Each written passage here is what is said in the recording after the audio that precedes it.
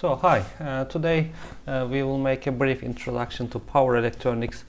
Next week we will see a couple of simple topologies using these power electronics. So first let's talk why we need power electronics, and probably Murat Hoca mentioned about the electric grid in the first weeks, and this is usually how we transmit electricity, right? So we have power generators, hydroelectric dams, wind turbines, that kind of things, and we are using transformers to increase the voltage, and then we are transmitting it over long distances, and then we bring it on to our city. So it is the usual layout of the grid is something like that. So we have step up transformers, so this can be like 154 kilovolt, I mean for Turkey like around 400,000 volts, and then we are reducing it, and you can have either 400 line to line voltage, or maybe it's even higher for some industrial customers. So that was the usual plan, and the reason why we use that high voltage AC systems is because of the war, AC-DC war so-called, between Tesla and Edison, and Tesla proposed to use transformers to increase the voltage level, because once you increase the voltage level, actually you can transmit it more efficiently. And actually in that time all the machines were running on there were some induction machines running on AC compared to DC machines, and they were more efficient, and that is the reason why AC won over DC, and it started using widespread throughout the world. But however, by the way, for if you are interested about those things, I suggest you to have a look at those reading materials. And in that time, unfortunately, neither Tesla nor Edison knew about the power semiconductors, because there were no transistors and there were no, other topologies to rectify the voltage or increase the voltage levels. But today we have those power semiconductors, and just to have some knowledge, we have the power diodes, MOSFETs, probably these two. There's IGBTs, insulated gate bipolar transistors, and there's thyristors, and there's also new generation transistors. Okay, the new generation transistors are more efficient and faster than classical silicon based transistors, and we have the silicon carbide. It uses carbide on top of the silicon, and we have also a totally new material, gallium nitride transistors, and they are becoming more and more popular. So I advise you to have a look at those transistors that you can face in your professional life. So here you see an IGBT module and probably a pack of transistors, and here you see a wide application of those power semiconductors. So again, if you are working at low frequencies, this is frequency, this is hertz, and this is power. I mean, it's given in volt ampere, you can think as like watts. So here, like if you are working at less than 1 kilowatt and up to frequencies of 10 kilohertz or so, then you have the bipolar transistors. But bipolar transistors are becoming less and less popular, because then we have better alternatives. I mean, first of all, for low voltage electronics in your home appliances, in your laptops, I don't know, in your phone chargers, there are like many MOSFETs. So the switching frequencies of those MOSFETs can be like up to 1 megahertz or from 100 kilohertz. So that means you can turn it on and off like 1 million times a second. Okay, so you can control your switch at 1 megahertz frequency, and that that has really good effects in power electronics. However, then the MOSFETs are limited around 1 kilowatt. Sorry, if you would like to go to larger power applications, I don't know, some air conditioning units, electric vehicles, some industrial motor drives, then the transistor probably that you are going to use is the IGBT. I mean, I'm not getting into details of those transistors. We will see the details of that transistors and the applications in the fourth year if you choose Power Electronics 1 and 2, 463 and 464 courses. But anyway, then the IGBTs can go up to 1 megawatt. So there are transistors which is capable of turning on and off of a 1 megawatt power at a frequency of, let's say, 10 kilohertz, 10,000 times a second. Actually, if you go even further, there is the thyristors, gate turn-off thyristors, and these are really large and high current, high voltage capable transistors.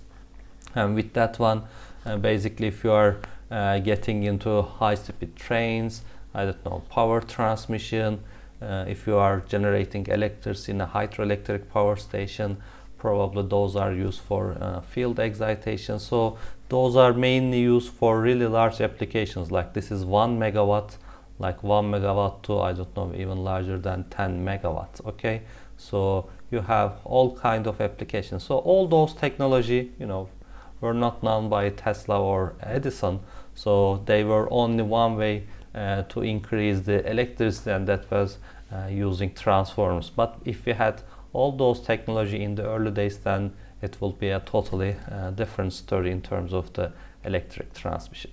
So here, you see a bunch of typical power transistors. So here, I mean, this can be like really small MOSFETs that can be used in power electronics and that kind of things. This is a diode rectifier. Inside they have like 4 diodes. There are like different packages, and there are also like some larger IGBT. So here, it's a pencil. I wish I brought one IGBT module here. So probably that can conduct hundreds of amps, and it can be capable of controlling again hundreds of kilowatts. Then you can have just using that one, then you can control your voltage. So what we want to do with that transistors? Okay, so the general power electronics block diagram is something like that. So you can have the power input, or V input and I input, and in the output we want some output like V out, I out. Okay, so we want to get that one, and again here it can be like DC, AC at constant frequency or different frequencies, and this can be also like DC, AC. So we want to convert that power to that different power, and in order to do that we want some control input, because that as we will see next week, there will be some switching transistors and that kind of topologies. So by using that kind of things, you will be able to convert all that input levels to output voltage levels. And again, we want a really efficient conversion. I mean, that is not like if you have 200 volts and if you want 100 volts. I mean, it's not even possible to use a resistor divider in those voltage levels and powers, okay, because it will be less efficient and you will be dissipating those heat, which will be difficult in large levels. So using linear regulators like LM7805, like using BJT circuits or using resistance dividers is not possible to use in those levels. Okay, so we can have like different voltage characteristics, and those can be like, we can have DC at various voltages. Maybe you have like variable DC voltage at the input, maybe it's a battery and its voltage level can be changing, or maybe it's a photovoltaic system with different DC input, or it can be like a single phase AC. I mean, it can be like 110 volts, 230 volts at 50 hertz, 60 hertz, or it can be like 3-phase AC. Okay, so these can be our input voltage characteristics, and we want to convert that input voltage to, I don't know, depending on our application, for example, DC regulated constant magnitude. Like in a phone charger, you have AC on the inside and you want to convert it to constant DC. Maybe you want an adjustable DC, as we have seen for DC machines. In order to control it, you want to change the armature voltage, and that can be done with an adjustable DC output power electronic circuits. Okay, or you want an AC like constant frequency, variable magnitude, or maybe you want the AC at variable frequency and variable magnitude. For example, if you are using a AC machine and if you want to drive that AC machine at different speeds, then you want to have a variable frequency drive, so you can, similar to DC machine, instead of changing the DC magnitude level in a DC motor, you change the AC magnitude and AC frequency in an AC motor. Again, if you choose electromechanical energy conversion 2 in the second semester, we will be working more on the AC motors. Okay, so control is, as we said, is almost always needed. Okay, and normal circuit becomes like that. So you can have some power input, you have the power output, and you want to have either some feedback from your output circuit. So I don't know if it's like a 5 voltage USB charger. There's a feedback loop measuring the output voltage, so whenever it goes up you need to control it. Or then there's some changes in the input voltage, so you want to have some feedback, actually feed forward some measurement systems from the input. And then you have some reference voltage, as you have seen maybe in the control courses. Then you can use some PID controllers or any other controller types, and you generate some input to our transistors. So inside that block, we will see those things next week. We have the transistors that we can turn on and off. Okay, so the reasons for control can be for voltage regulation, overload protection, power quality, or grid synchronization. Okay, so let's look at the basic building blocks. I mean, it is really important to learn those things. Even if you don't choose the power area, you will be hearing those terms quite a lot. So I advise you, to listen up and then have a look at the examples that in the next slides to learn those blocks. So the first one is the AC/DC converter. So they convert alternative current to direct current. Okay, probably you have seen those things in the circuit lecture last year, and they are called rectifiers. Okay, they are rectifying alternating current to direct current. And most of them, again, it doesn't have to be, but most usual one is the diode rectifier. So you use diodes to convert the negative voltage to positive, so you have more or less constant DC output. Okay, or you can have DC to AC converters, or they are in general called DC to AC like inverters. They are inverting direct current to AC current. So input is DC and you can have AC at the outputs for AC motor drive, some other applications in electric cars. We have that kind of system. So AC to DC conversion called to rectify, and DC to AC conversion is called to invert, or rectifiers and inverters. Okay, so either then you can have DC to DC converters. So there's not a special name for that one, but there's switching mode power supplies. For example, the power supply in your desktop computers or in phone chargers. Again, inside of your phone there are lots of DC-DC converters, switching mode power supplies. Again, it's not really common, but there is like AC to AC converters. They are called like cycloconverters. But these are not that popular. If you want to convert AC to AC, usually what you do is you convert AC to DC first, then you use another inverter to convert that DC to the AC that you want at different frequencies. So we will see those examples now. Okay, so let's say you have a grid connected photovoltaic system, right? So here you have a field probably in the megawatt range. So there are like many solar panels, and inside those solar panels there are like many solar cells. So they generate some voltage and current based on the sunlight. So again, if you look at the characteristics of that solar cell, what you will see is like that. So this is, if you just get a solar cell, okay, and if you just leave it open and measure it with a voltmeter, what you will see is the open circuit current. Okay, but if you have like, this is your photovoltaic, and if you just measure that thing, this is your open circuit voltage. But in this case the current, the y-axis is current, so the current is 0, so you are not generating any power. Okay, in this case you cannot generate any power.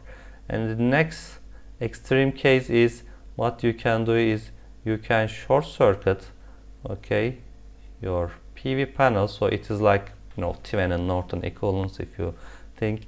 So once you short circuit your system, then you have your short circuit current. So again, in the short circuit system, then your output voltage is 0. So again, you are not generating any power. Okay, so here this is either you are at that instant when the voltage is 0, or at the open circuit voltage you are here. So that is the multiplication. This is power. Let me say this is power, and this is the multiplication of voltage and current. Of course, you know from the circuit, for, you know, maximum power transfer theorem, there is a load, or there is a volt and current point where you can extract maximum power from that system. So it is the same for a photovoltaic system. So you can start applying some current, and voltage will drop, and actually at some point where that area, you know, is maximum, that point corresponds to that point. Okay, this is maximum power point, and there are some power electronic circuits, okay, that track that voltage, maximum power point tracker. Okay, so because again that characteristics is not constant, whenever there's a cloud in front of the sun, then that voltage will change. Whenever the temperature changes, that characteristics will change. So the power electronic circuit will constantly monitoring for that maximum power point and trying to establish that thing. So the input voltage, I mean, of a power electronic system will be changing, or V out of PV is variable. Okay, so and we want to get that system from that variable DC, and we want at the end of the day, this is a solar power generation system, and we want to send that power back to the grid, and grid is, let's say, 50 Hertz at 400 volts line to line system. So how are you going to connect these two, variable DC to constant frequency and constant voltage AC? So that's why, you know, we use power electronics for. And here you see as an example of a micro inverter. Again, inverter is because it is converting DC to AC. So here we have the PV, okay, and at that point this is variable DC, right? And we have DC, okay, DC to DC converter. Again, we are now just looking at the blocks. We will have a look at what's inside, and here it is a DC converter. Now we have a constant DC voltage here at that capacitor. So this is our DC link. So we converted variable DC to constant DC, and there are also some control units. It is measuring the voltage and current levels of the photovoltaics, and the control unit decides what is the most efficient point, what is the maximum power point in that PV, and tries to control that DC according to that MPPT. Okay, then on the other side we have the grid. So this is AC with constant frequency and voltage, right? And by the way, like, we need to increase the voltage again. So this can be, I don't know, probably it is much higher in the previous application, but since it is a micro inverter, probably it is like a 36 volts, and this can be like around 400 volts. Okay, so that DC can increase the voltage. We will talk that in the next week. So it is a boost converter. It is boosting the voltage to 400 volts.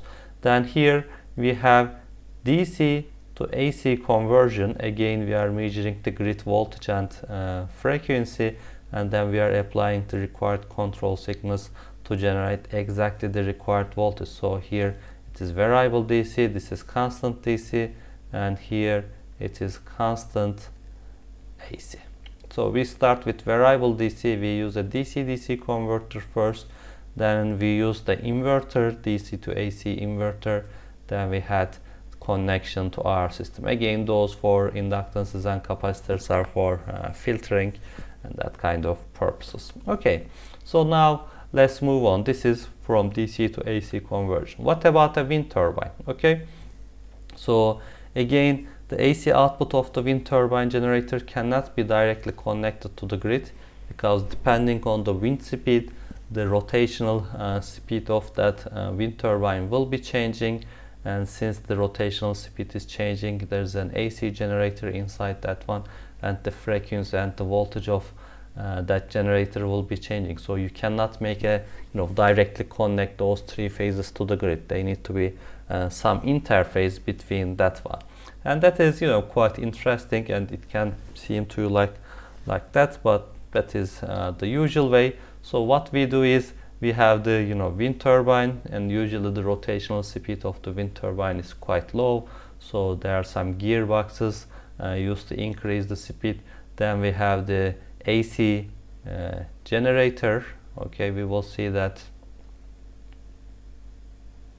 we will see those things at the next semester if you choose. Then what we do is we just convert AC to DC, like we use rectifier,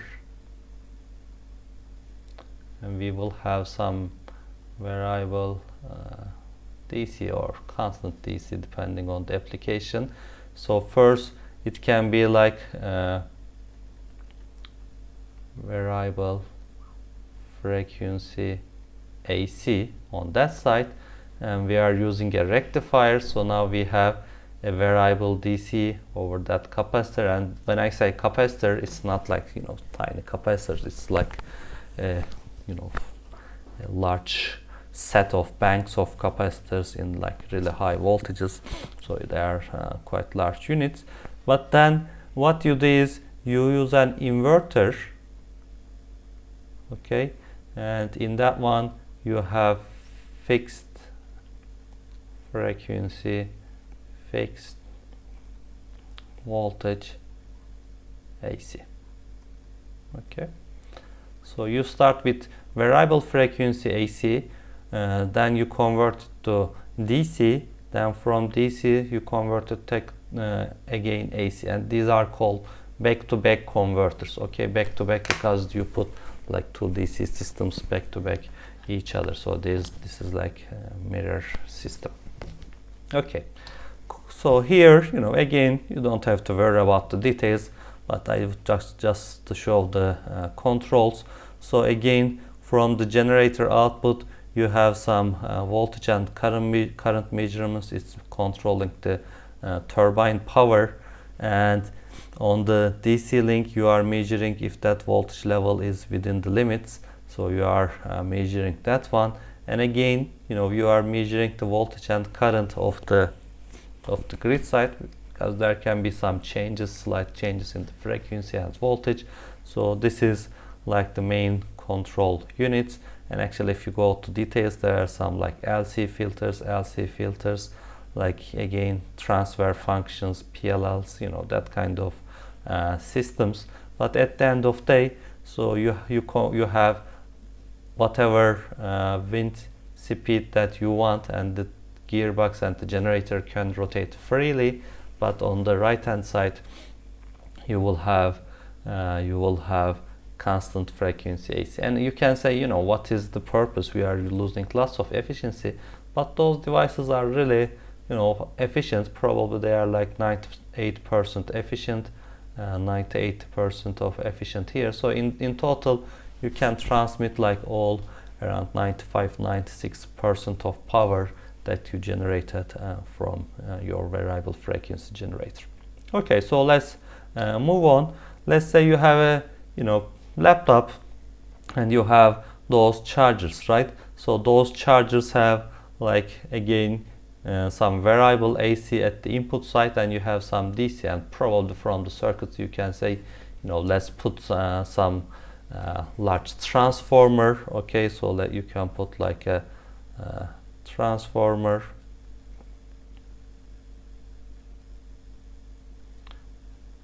let's say 220 volts, I don't know, you have some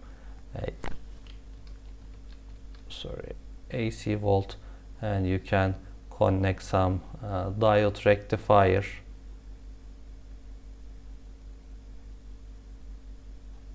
and you can have, you know, that kind of voltage.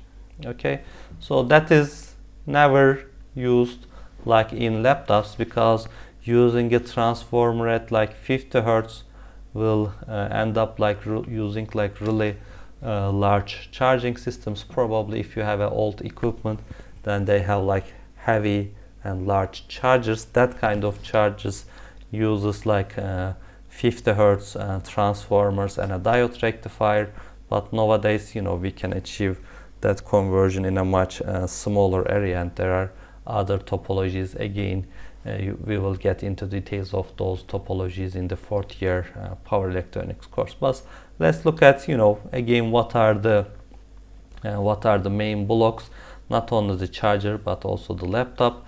You can have the AC line, and there's the charger. Probably it is not a diode rectifier, but it is PWM rectifier, flyback converter, forward converter, you know, that kind of topologies. And then you have the battery, but again, probably there is some chargers, DC-DC regulators for the battery health and that kind of things. And after the battery, again, that voltage, for example, I think for my my laptop it is 19 volts, but you cannot use 19 volts directly in your LED screen or in CPUs, microcontrollers, that kind of things. So what you do is you can use the inverter for backlights, or you can use buck converter to step down the voltage for microprocessors, power management, or you can use boost to increase that voltage, I don't know, for disk drives or other applications. So there are like many, like these are DC-DC converters. This is DC-DC and this is DC to AC, but it doesn't have to be sinusoidal, it can be like high frequency. This is AC to DC. Okay, again, you have like many building blocks in your system. So again, if you look at inside of a charger, I'm not going to get all the details, but you see some common elements, right? I mean, again, you have like fuses and that kind of things, that is normal, and you have some transformers again, but these are not working at 50 Hertz, they are working at higher frequencies. So first you convert AC to DC, then in DC you generate some high frequency AC to transfer the power. And again, there are some capacitors, I mean, for filters mostly. There are some inductors as filters. These are toroid inductors. Probably you have made a magnetic analysis for those things. And this is like, again, transistor, another inductor here, okay, and lots of, you know, controllers and microcontrollers, that kind of thing. So this is, I think, an original MacBook charger. But let's look, you know, if you just buy the cheapest product, most of them, they are not safe and they can damage either yourself or your equipment. And here, like, there's a comparison between an original charger and a cheap charger, and I mean, just by looking you can see how many components they omitted, and every component has a purpose here. So this produces a much noisy and less safe voltage output. Okay, again, if you are interested with that comparison, I advise you to have a look at those reading materials for laptop chargers and phone chargers to compare. Okay, so let's look at the power electronics in a electric car. I mean, last week I gave the example of White Zombie, you know, which is using DC motor, but you know, almost all the electric cars use AC motors, either permanent magnet AC motors or induction motors. But at the end of the day, you have to generate some variable frequency and variable voltage output in order to drive those motors. But the batteries on the other side, they are DC. So you need to convert that, you know, constant voltage or variable voltage to drive the motor. And apart from motor, there are like many other electric applications. They have the power electronic drives, I don't know, the control unit, the screens, door locks, I don't know, glass controls, window controls, sorry, that kind of, there are like many electric systems. So there are like, hundreds of power electronic systems in an electric car, and like even if like in a normal car, there are again hundreds of power electronics applications. So here, you see a general system of a electric car.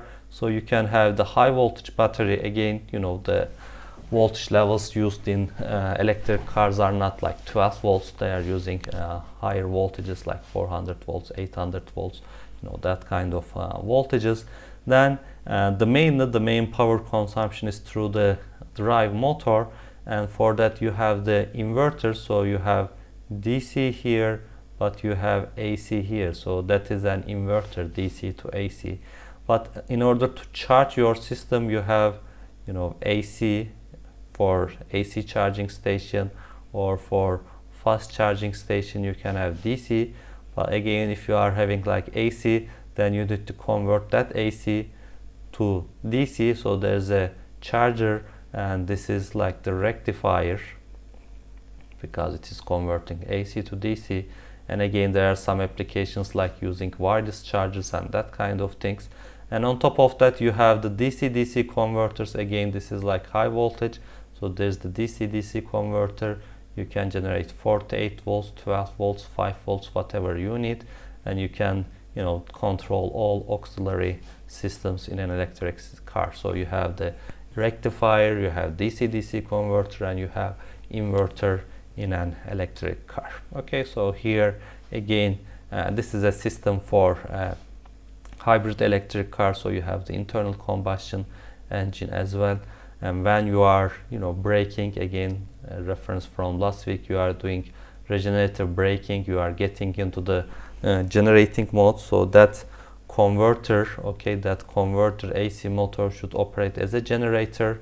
And in the generating process, then you have a different problem. Then you have your input becomes AC, then you want to charge the battery, therefore you are converting AC to DC. So that thing is working as a rectifier.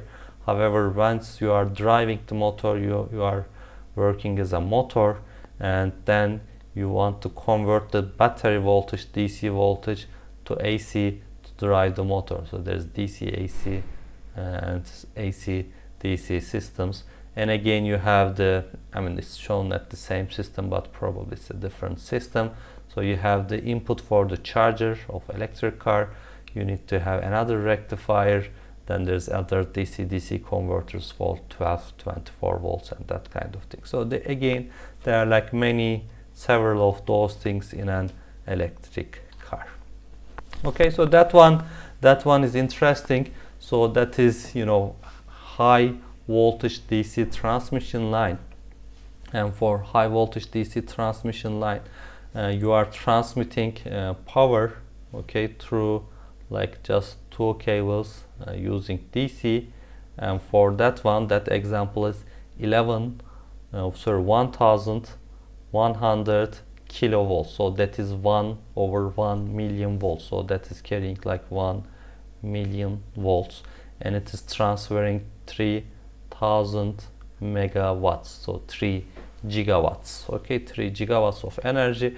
But again, why they are using DC? Because again, it's called like revenge of Edison nowadays, because they showed it is more economically more feasible, and it is again more efficient to transfer the power using DC. But if you can increase it up to those levels, because instead of the basic principle, instead of carrying it with like 3 cables, you can just lay out 2 cables. And again, at those voltage levels, the DC currents are really small, and you can transmit large amounts of powers. But the problem is, what are you going to do with that DC, or how are you going to generate that DC? Because even we don't have, like, even if you use photovoltaics, we cannot go up to 1 million volts. So what they do is they have some AC system here, and they make, like, again I will show you, AC to DC conversion, and they are transmitting, and at the end of line then they are converted again DC to AC, and it is going out and to the grid, right? And when I say, that line, this is, over 1,000 kilometers. So again, if you, look at those things, not nowadays like India and China is one of the main customers of high voltage DC transmission systems. So the question is, how are you going to change, AC to DC at those voltage levels? Again, it is done with the power electronics, with the gate turn-off thyristors. They are like really large thyristors. I mean, there is not a single thyristor that can control that amount of voltage and current. Instead, what you do is you connect like many of those things in parallel and in series. So that is exactly what you see here. I mean, if you look closely, this is like the one phase, second phase, three phase system. It is getting onto here. So this is a rectifier system.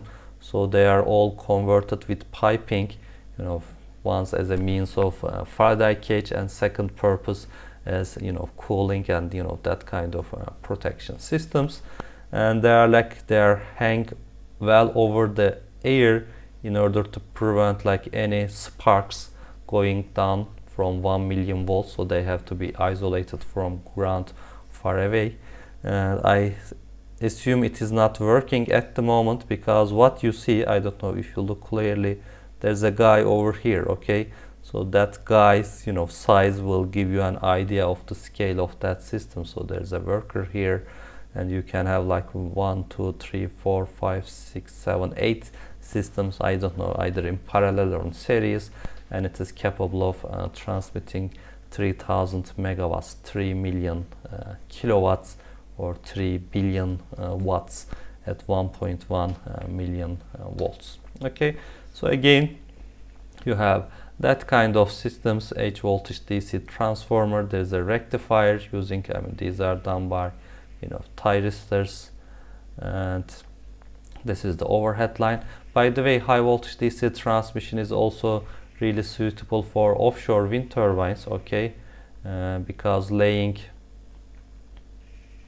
AC lines under the seabed can be quite difficult.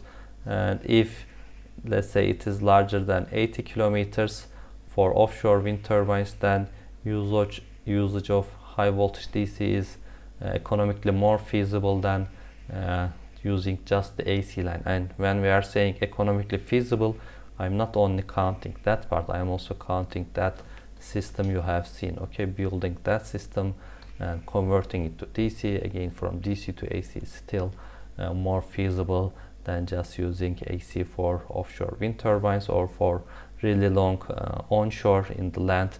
If that distance is around 1000 kilometers, again, it can be more efficient. And again, that is why it's called the Edison's revenge, okay? So if you are interested in that reading, I suggest you to have a look at that material.